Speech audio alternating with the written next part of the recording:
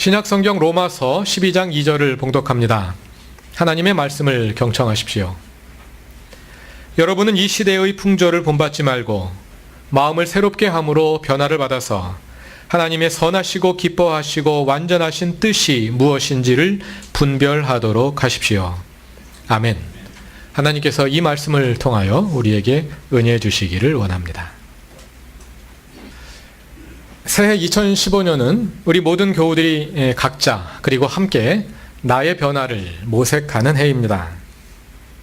우리가 나의 변화를 통해 이루고자 하는 큰 방향을 한마디로 요약하자면 그것은 복음을 사는 것이라 할 수 있습니다.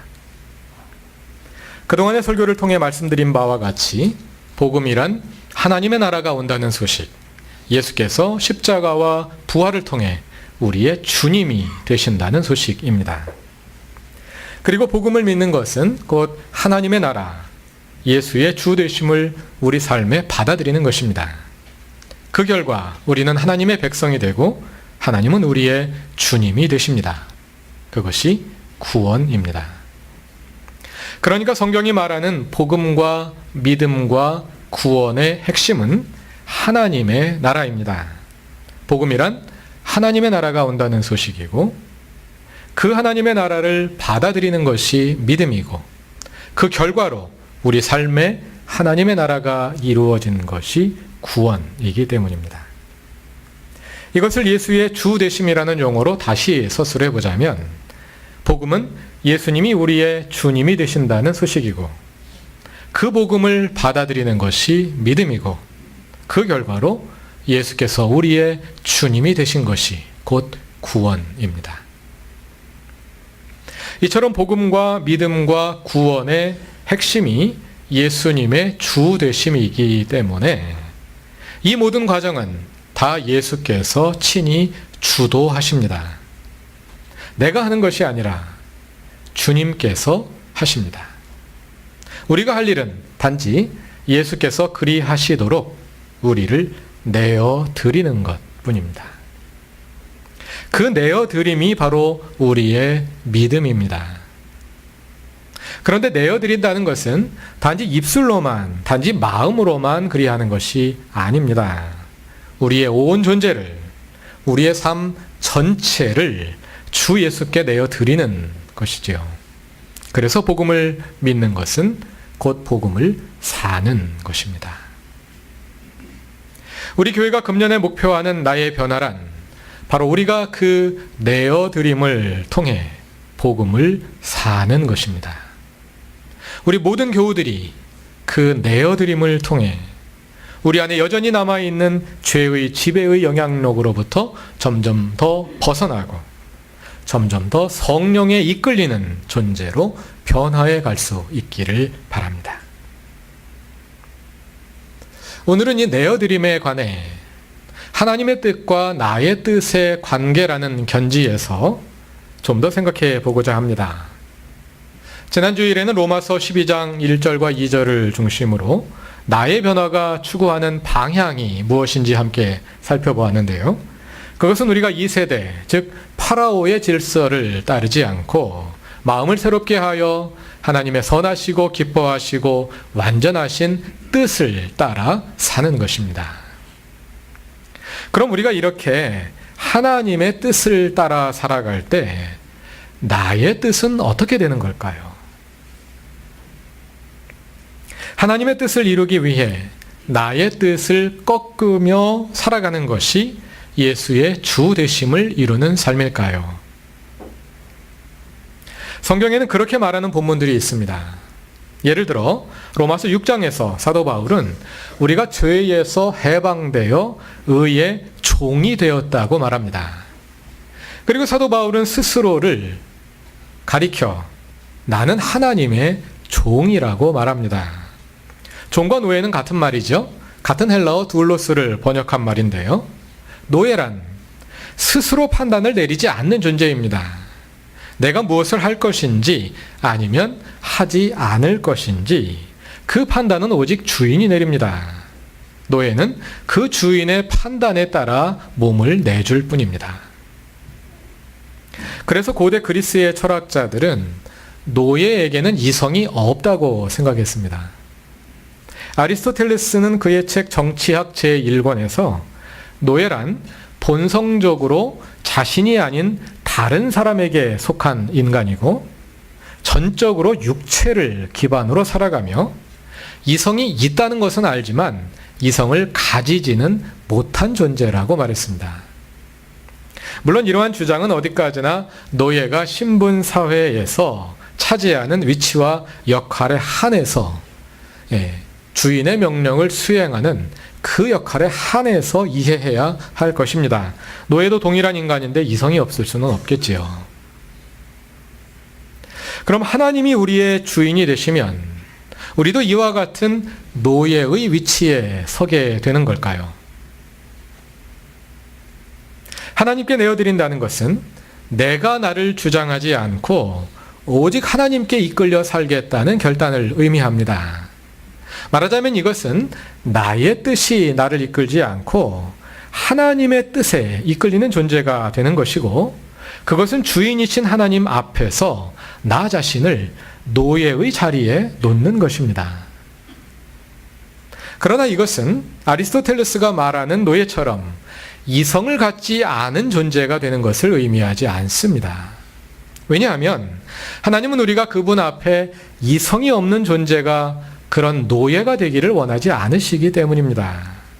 그것이 아니라 하나님은 우리가 자유의지를 가진 자율적인 존재로서 신앙과 윤리의 주체로서 그분과 관계를 맺고 하나님의 자녀로서 살아가기를 원하십니다. 그것을 잘 보여주는 것이 탕자의 비유입니다. 탕자가 자기 유산을 미리 받아 먼 나라로 떠났다가 모든 재산을 탕진하고 거짓 신세가 되어버립니다. 탕자는 그제서야 회개하고 아버지께 돌아가야겠다고 마음먹습니다. 그때 탕자가 아버지께 가서 뭐라고 말해야겠다 하고 결심을 하나요? 아버지, 나는 아버지의 아들이라 불릴 자격이 없습니다. 그러므로 나를 품꾼의 하나로 삼아 주십시오. 그러나 아들을 맞이한 아버지는 그 아들을 어떻게 대우하나요? 아버지는 그에게 겉옷을 입히고 신을 신기고 반지를 끼웁니다. 그것이 의미하는 바는 그를 다시 아들의 자리로 회복시킨다는 뜻이지요. 탕자는 스스로를 품꾼으로 여기지만 아버지는 그를 아들의 자리로 회복시키십니다. 이것이 주 대신 하나님께 우리를 내어드리는 관계에도 그대로 적용됩니다. 우리를 하나님께 내어드린다는 것은 곧 우리를 품꾼의 자리에, 종의 자리에 세움을 의미합니다. 그러나 하나님은 우리를 노예로 삼지 않으시고 자녀로 삼으십니다. 노예는 자유가 없는 존재이지만 자녀는 아버지와 같은 자유를 누리는 존재입니다.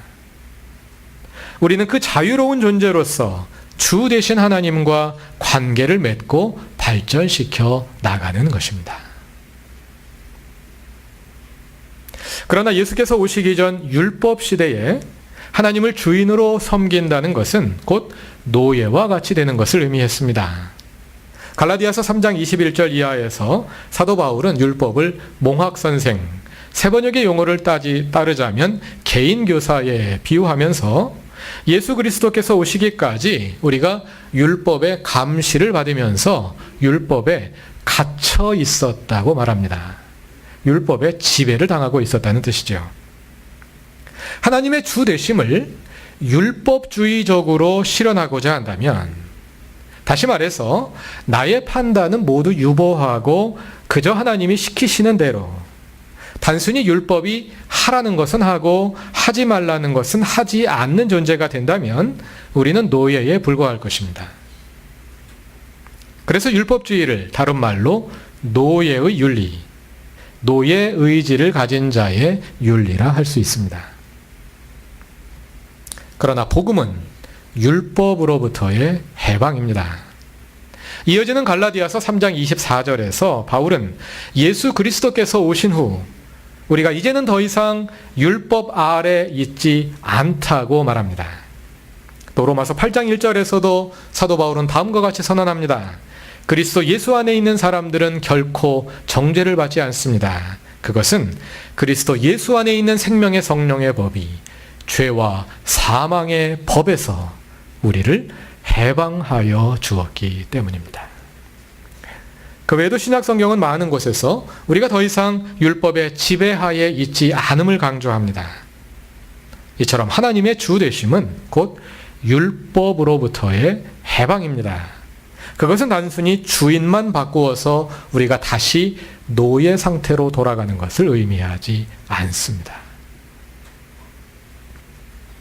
그리스도인의 자유에 대해서는 지난해 여름에도 몇 번의 연속 설교를 통해서 말씀드린 바 있는데요. 오늘은 이것을 조금 다른 견지에서 더 설명해 보고자 합니다. 그것은 하나님의 주 되심은 우리의 자유를 부정하는 것이 아니라 오히려 하나님의 뜻이 계시되는 과정에서 우리의 자유가 작용하고 오히려 그 자유가 성장한다는 것입니다. 다시 말해서 하나님은 우리의 자유를 통해서 그분의 뜻을 계시하십니다. 하나님은 우리의 자유를 통해서 그분의 뜻을 계시하신다. 오늘 말씀드리려는 내용의 요지입니다. 지난주에 이어 오늘 다시 한번 봉독한 로마서 12장 2절에서 사도 바울은 다음과 같이 권고합니다. 너희는 이 세대를 본받지 말고 마음을 새롭게 함으로 변화를 받아 하나님의 선하시고 기뻐하시고 완전하신 뜻이 무엇인지 분별하라. 하나님의 뜻을 분별하라. 하나님의 뜻을 가려낼 줄 아는 분별력이 필요하다는 것인데요. 왜 분별이 필요하겠습니까? 만일 하나님의 뜻이 누가 보아도 명료하게 식별될 수 있는 것이라면 굳이 분별하지 않아도 되겠지요. 그냥 하나님의 뜻이 너무나 당연하게 전달될 테니까요.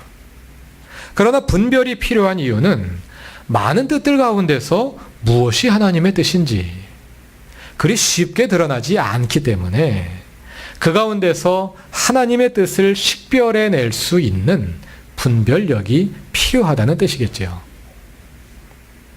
물론 성경을 보면 하나님의 뜻을 알 수 있습니다. 우리가 어떤 선택에 직면했을 때 어디로 가야 할지 알 수 없을 때 하나님께서 그것에 대해 뭐라고 말씀하시는지 성경을 찾아보고 그 말씀을 따라 행하면 됩니다. 그러나 성경에 나와 있는 모든 말씀들이 우리 삶에 다 직접 적용되는 것은 아니고 또 우리가 살아가면서 부닥치게 되는 모든 문제에 대한 직접적인 답을 성경에서 찾을 수 있는 것도 아닙니다. 예를 들어 지금 우리 자녀들이 대학 입시를 치르고 있습니다. 한 학생이 두 학교에서 합격 통지를 받았다고 칩시다. 한 학교는 이름이 난 대학이고요. 다른 학교는 사람들이 좀 덜 알아주긴 하지만 기독교 대학으로서 학생들을 신앙적으로 잘 키우는 학교입니다. 둘 중 어느 학교로 가는 것이 하나님의 뜻일까요? 새벽 기도회를 인도해야 하는데 늦게 일어났습니다. 6시에 시작인데 차를 몰고 요 앞에 있는 방주교회까지 왔는데 6시 1분 전입니다. 근데 거기서부터 일방통행입니다. 그냥 일방통행 어기고 들어오면 가까스로 6시까지 들어올 수 있는데 법에 따라 다른 길로 돌아서 들어오면 늦을 수밖에 없습니다. 이럴 땐 어떻게 하는 게 하나님의 뜻일까요? 네, 제가 실제로 그런 건 아닙니다. 지난주 매일 시간 잘 맞춰서 왔으니까 걱정 안 하셔도 됩니다. 이렇게 개인적인 사례 외에도 사회적인 차원에서도 하나님의 뜻을 분별하기 어려운 경우가 많습니다.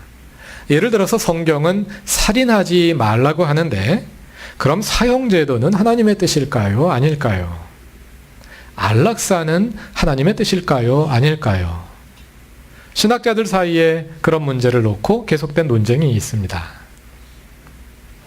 선거를 하는데 한 후보는 기독교인이 아니지만 청렴한 사람이고 다른 후보는 기독교인이지만 부패한 정치인입니다. 그런데 이번 선거에 교회에 관한 중요한 이슈가 걸려 있습니다. 그럼 부패한 기독교인을 뽑는 것이 하나님의 뜻일까요? 청렴한 비기독교인을 뽑는 것이 하나님의 뜻일까요? 이렇게 우리가 일상을 살아가면서 무엇이 하나님의 뜻인가 하고 물을 때 성경에서 그에 대한 직답을 찾아내기 어려운 경우가 많이 있습니다. 또 성경이 거기에 대해서 말씀하시긴 하지만 그것을 정확히 어떻게 해석해야 할지 분명하지 않은 경우가 많이 있습니다. 이럴 때 우리는 하나님의 뜻을 알기 위해 대개 두 가지 방법을 사용합니다. 하나는 성경을 더 깊이 연구하는 것입니다. 나의 질문에 대한 직답은 성경에 담겨 있지 않지만 만일 성경의 저자들이 우리 시대에 살았더라면 이 문제에 대해서 뭐라고 답을 했을까 하고 물으면서 성경을 읽어 들어가는 것이죠. 그래서 일단은 성경 속에서 지금 내 앞에 닥친 상황과 가장 비슷한 본문을 찾아냅니다. 그리고 그 본문을 오늘의 상황에 비추어서 성경이 그 문제에 대해서 그렇게 대답했다면 지금 내 문제에 대해서는 뭐라고 대답할까 하고 물으면서 답을 찾아내는 것입니다. 그것이 성경을 해석하는 것이지요. 이러한 성서 해석 과정을 거쳐서 설교가 나오고 신학이 나오고 또 우리들이 오늘을 살아가는 삶의 지침이 나오게 되는 것입니다. 하나님의 뜻을 분별하는 또 다른 방법은 기도입니다. 이 기도는 내가 원하는 것을 하나님께 요구하는 간구의 기도가 아니라 하나님의 뜻을 묻고 하나님으로부터 듣는 기도입니다. 그런데 이 기도에도 여전히 모호함이 남아 있습니다. 많은 교우들이 그런 경험을 가지고 있을 것입니다. 어떤 선택의 기로에 직면하여 기도하며 하나님께 여쭈었고 하나님께서 길을 보여주셔서 그 길로 갔던 경험 말입니다. 그때 하나님이 어떻게 가르쳐 주시던가요? 하나님, 지금 다니는 이 직장에 계속 다니는 것은 더 이상 의미가 없는 것 같아요. 여길 계속 다녀야 하나요? 말아야 하나요? 그렇게 기도하면 하나님이 용성아, 당장 때려쳐라. 뭐 이렇게 말씀하시거나 그러지 말고 조금만 참아보거라. 조금만 기다리면 좋은 일이 있을 거야. 뭐 이렇게 하나님이 말씀하시는 음성이 들리던가요? 많은 경우는 기도하던 당시의 주변 상황의 변화를 보고 하나님이 이쪽으로 인도하시는구나 하고 판단하든지 아니면 기도하면서 동시에 다른 사람들의 이야기를 들어본 후 하나님의 뜻이 거기에 있구나 하고 판단하든지 아니면 어떤 쪽으로 선택했을 때 마음에 평안이 오면 이쪽이 하나님의 뜻이 맞구나 하고 판단하든지 하는 등의 간접적인 방법으로 하나님의 뜻을 판단하게 됩니다. 그리고 그런 판단이 들 때 우리는 그것을 하나님의 뜻으로 인정하고 받아들이기로 결단합니다. 그런데 그 판단과 결단은 누가 하나요? 내가 하는 것이죠. 이렇게 하나님의 뜻은 나의 판단과 결단을 통해 주어지게 됩니다. 어떤 분들은 그렇기 때문에 이것은 하나님의 말씀이 아니라 사람의 판단에 불과하다고 말할 것입니다.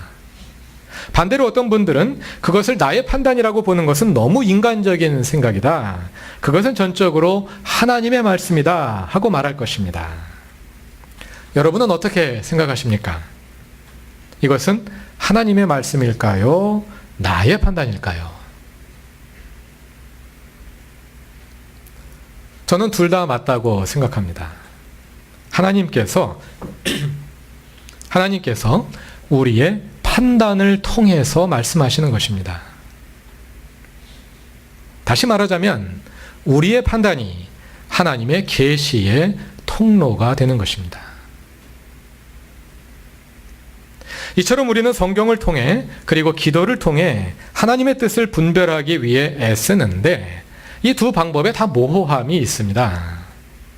동일한 성경 본문을 서로 다르게 해석할 수 있고요. 동일한 질문을 가지고 성경을 읽어 들어간 사람들이 성경에서 서로 다른 답을 찾아낼 수 있습니다. 그래서 한 교회 내에도 보수적인 신앙인이 있는가 하면 진보적인 신앙인도 있고 같은 개신교 내에도 장로교도 있고 감리교도 있고 침례교도 있고 성공회도 있고 수많은 교파들이 함께 존재하게 되는 것이죠.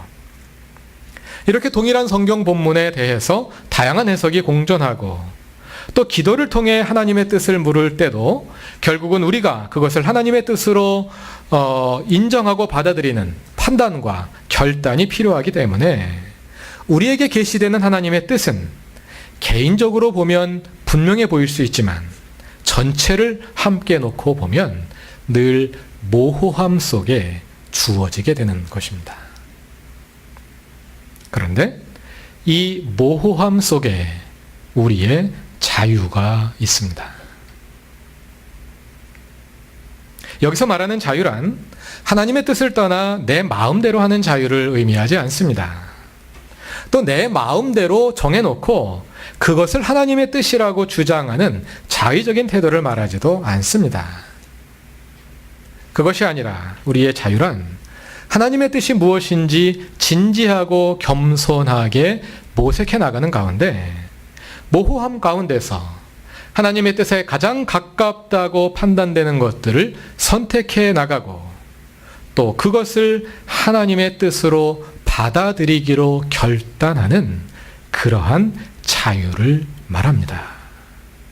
하나님이 말씀하시지만 우리가 선택하는 것입니다. 그렇기 때문에 그 선택에 대해서 우리에게 책임이 있는 것입니다.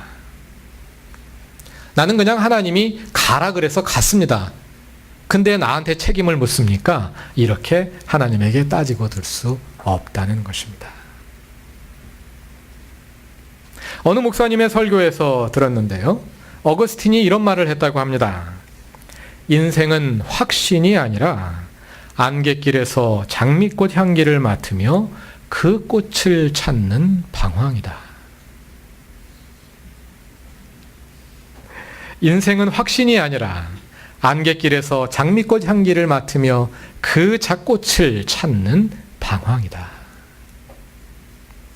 하나님의 뜻도 그와 같다고 봅니다. 우리는 그 꽃의 향기를 맡을 수 있을 뿐 안개가 짙어서 장미꽃을 볼 수는 없습니다. 고린도전서 13장이 말하는 것처럼 천국에 가기 전까지는 모든 것이 희미하게만 보입니다. 그러나 우리가 감지한 그 향기는 장미꽃 향기가 분명합니다. 그리고 그 향기를 통해 우리는 장미꽃이 가까이에 있음을 확신합니다. 우리는 이렇게 기도 가운데 하나님을 만날 수 있습니다. 하나님을 만나되 장미꽃으로 만나는 것이 아니라 장미꽃의 향기로 만나며 그 만남이 지속되는 가운데 우리는 그 장미꽃에 더 가까이 접근해 가게 되는 것입니다. 그렇다면 우리가 하나님의 뜻대로 살아간다는 것은 먼저 하나님의 뜻을 분별한 후에 그 뜻에 따라 살아가는 것이라기보다는 그런 측면이 분명히 있습니다만 그것뿐만이 아니라 우리의 삶 자체가 하나님의 뜻에 더 가깝게 접근해가는 과정, 하나님의 뜻을 분별해가는 과정이라 할 것입니다.